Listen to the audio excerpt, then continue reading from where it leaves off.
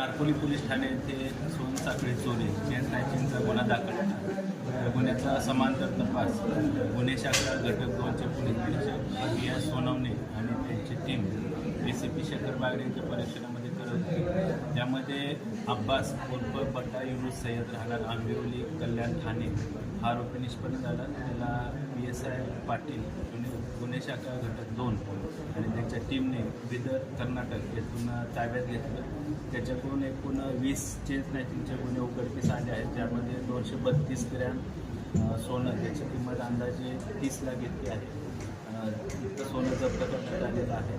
सदर आरोपीला आज भिवंडी शहर पोलीस ठाण्याच्या गुन्ह्यामध्ये रिमांडमध्ये घेतलेलं आहे. त्याला मान्य न्यायालयामध्ये आम्ही हजर करून पुढील रिमांड घेणार आहोत. सर कशी होती त्याची मोडस? हा आरोपी हा खडकपाडा पोलीस स्टेशन येथे दाखल होता मोक्याचा गुन्हा. त्या मोक्याच्या गुन्ह्यामध्ये ह्या आरोपीने आणि त्याच्या साथीदारांनी